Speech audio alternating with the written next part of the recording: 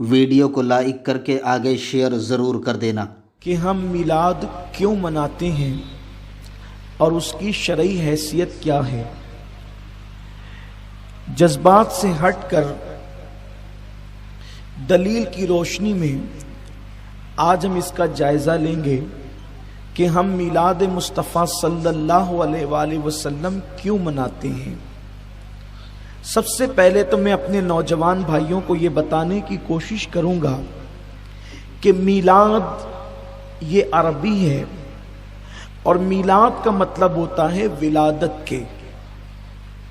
بہت دھیان سے سنجیدگی سے سنیے گا، میں پوری کوشش کروں گا کہ گفتگو جذباتی ہونے کی بجائے کچھ مدلل ہو۔ میلاد کا مطلب، یہ میلاد بنا ہے ولادت سے، ولادت کا مطلب ہوتا ہے پیدا ہونے کے، تو میلاد مطلب پیدا ہونا، ولادت۔ اب میلاد ہم جب کہتے ہیں میلاد مصطفیٰ صلی اللہ علیہ وآلہ وسلم، تو یعنی ہم حضور علیہ السلام کی پیدائش کی خوشی مناتے ہیں۔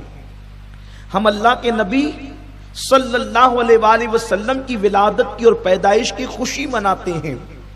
اب یہاں پر اگر کوئی ناسمجھ یا کم علم بچہ سوال کرے، کوئی طالب علم پوچھے کہ رسول پاک صلی اللہ علیہ وسلم کی پیدائش کی خوشی کیوں مناتے ہو، تو ایک چھوٹا سا اور بہت آسان سا جواب یہ ہے کہ آخر مجھے آپ یہ بتائیں کہ وہ کون سا بندہ ہے کہ جس کی پیدائش پر خوشی نہ منائی گئی ہو۔ وہ کون سا بندہ ہے جس کی پیدائش پر خوشی نہ منائی گئی ہو؟ جو بھی دنیا میں بچہ آتا ہے اس کی خوشی ہر اعتبار سے منائی جاتی ہے۔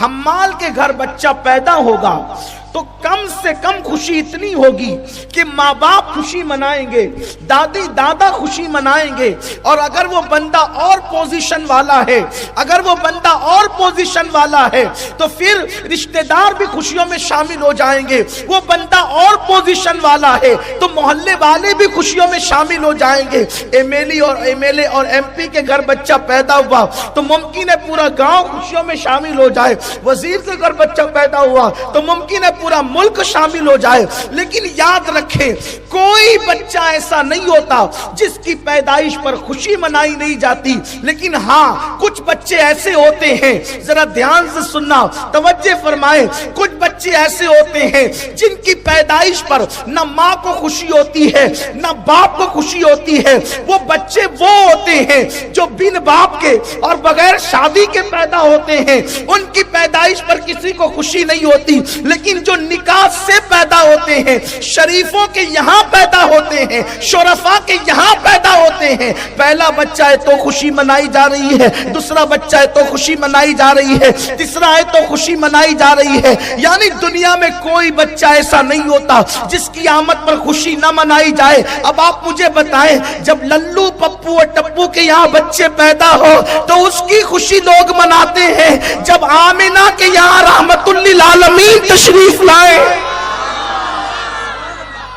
آمنہ کے یہاں رحمت للعالمین تشریف، کوئی بچہ ایسا نہیں جس کی ولادت پر خوشی نہ کی گئی ہو۔ لیکن ایک بات یہ ہے، ہاں کسی کے یہاں بچہ پیدا ہوتا ہے تو کچھ لوگ خوشی مناتے، کچھ نہیں مناتے۔ مثال کے طور پر ایک کے گھر میں بیٹے ہی بیٹے پیدا ہو رہے ہیں، گھر والے خوشی منا رہے، الحمدللہ اللہ کا فیضان جاری ہے، کرم جاری ہے اور خوب برکت ہو رہی ہے، آمد ہی آمد ہو رہی ہے۔ لیکن پڑوسی کو ہے دشمنی اس سے، تو جب بچہ پیدا ہوگا اسے تکلیف ہوگی، مبارکباد بھی نہیں دے گا، منہ چڑھائے گا، منہ چڑھائے گا۔ تو آپ نے کچھ کہنے کی ضرورت نہیں، آپ سمجھ جائیں گے کہ آمد پر یہ جو مبارکباد نہیں دے رہا ہے، اس کے چہرے پر تبسم نہیں ہے بلکہ چہرہ اتر گیا ہے۔ بلکہ لوگوں سے بھی لڑ رہا ہے، کیوں اس کو مبارکباد دیتے ہو؟ کیوں اس کو ارے مبارکباد دینے میں حرج کیا ہے؟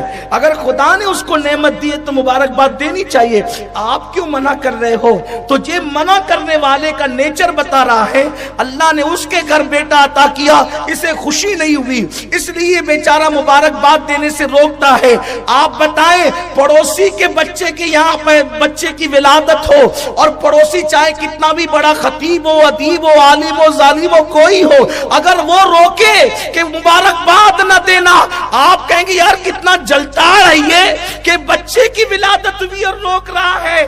بس ہم نے کسی کو کچھ کہنا ہی نہیں ہے، جس کو دیکھو نبی کی آمد پر مبارکبادیاں ہیں، اسے نبی کی آمد کی خوشیاں ہیں، اور جو منع کر رہا ہے، اب آپ مجھے بتائیں کہ منع کرنے والے کے دل میں کہیں نہ کہیں نبی کی پیدائش کے حوالے سے دکھ ہے، بیماری ہے، درد ہے، جلن ہے، اسی لیے تو وہ روک رہا ہے۔ ورنہ میرے نبی تشریف لائے تو حدیث پاک میں آتا ہے کہ مشرق کے جانوروں نے مغرب کے جانوروں کو مبارکباد پیش کی، پتھروں نے خوشیاں منائی، کنکروں نے خوشیاں منائی، فرشتوں نے خوشیاں منائی، حتیٰ کہ اللہ نے خوشیوں کا اظہار اس طرح کیا کہ جس سال نبی کی ولادت ہوئی اس سال اللہ نے بیٹیاں پیدا نہیں فرمائی، 70,000 بیٹے ہی بیٹے پیدا فرمائے۔